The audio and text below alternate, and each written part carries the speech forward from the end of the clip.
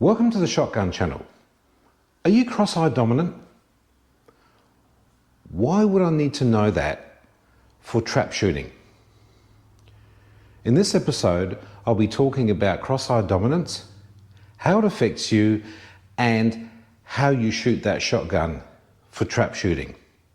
This is part of a 3-part series which ultimately leads up to gun fit. So, selecting the right gun that suits you and that fits you. Whether you do this at or through a shooting school, where they'll actually fit the gun to you, or whether you follow these 3 videos, write down the details that you need to know about yourself and what's going to suit you. Then when you go out to buy an actual shotgun, and you may take somebody with you from a shooting club that you're a member of, a coach, for example, where you've already shot some shotguns, you've tried out some, which of course you can do at clubs, they'll come along and they can check this for you as well. While you're shouldering the gun, they can have a look and see if that gun actually fits you.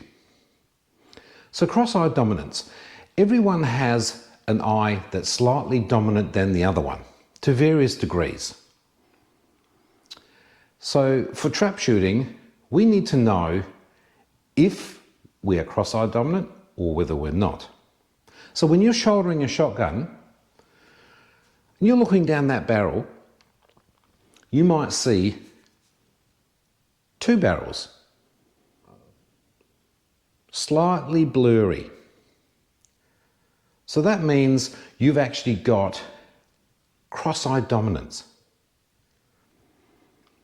So, cross-eye dominance, how does this work? How do I actually test this? So, I'll give you the example. In my case, I'm left-eye dominant and I'm right-handed. And that's not ideal, but it's not the end of the world, because there are some things that you can do to overcome that. Now, you could also be right-eye dominant and left-handed. So absolutely, there are people that are one or the other. So in my case, I looked at this and I thought, well, how am I going to shoot at trap shooting? How am I going to go? So the way around this was basically, I close my left eye, which is my dominant eye, and I keep my right eye open as I'm looking down the barrel before I call for the target. So that's how I got around this. Now, you can wear a patch over your dominant eye if you want, but remember, you are normally wearing shooting glasses. So even if I put these on, and I'm closing my left eye, which is my dominant eye, I can of course still see through my right eye. But then I can also put a patch on the inside of my lens, a dark patch, and therefore keep still both eyes open while I'm shooting. And that's actually what I'm going to do at my next club shoot, and see how I go.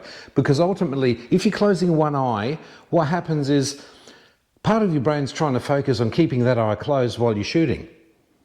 So you're taking that concentration factor away from actually looking at the target once you've actually called for it, and then having that flow through action to then pull the trigger, that hand-eye coordination. But if you're not totally focused on that, because part of your brain, even the smallest part, is focusing on keeping this closed, that could put you behind. So that's something I'm going to try, and I'll let you know how I go with that. Now, the thing is, how do we work out if we're left eye dominant or right eye dominant? And there are various tests that you can do, simple tests around.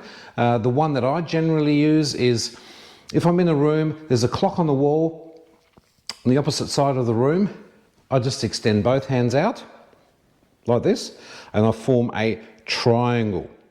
So you've got a triangle. Extend your arms right out with that triangle. Now, then you focus on the object in the distance so that you have the object in the middle of that triangle, that clock. And you're looking at it with both eyes open, so it's in the center. Close one eye, in this case, I close my left eye, and what happens?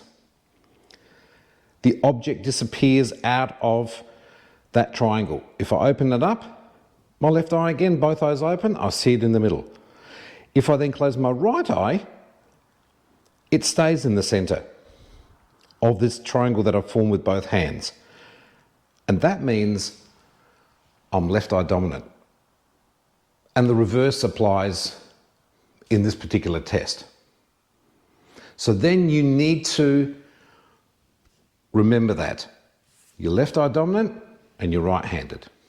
Of course, if you're left eye dominant and you're left-handed, that's not going to be a problem for you. But this cross-eye dominance to whether you're right-handed or whether you're left-handed, that's what we need to address, and we need to know before we actually go out and buy a gun. So I hope this has helped you in trying to work out whether you're right or left eye dominant, if that applies to you at all. Definitely do this test. Take note of it, because in the next episode, I'll be talking about length of pull, or LOP as it's known. And that's got to do with gun fit as well. And that's all part of this 3-stage progress to actually going out and shouldering gun, so gun fit, to see if it actually suits you, the gun that you're looking at, or various guns, from which you can then choose the one that most suits you. But you need to know these things as we progress into the ultimate stage of buying that gun.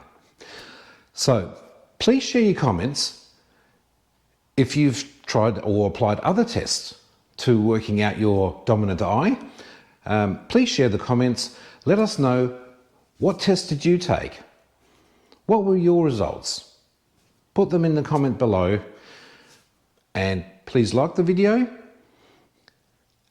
subscribe, and we'll see you next time on the Shotgun channel. Thank you for watching.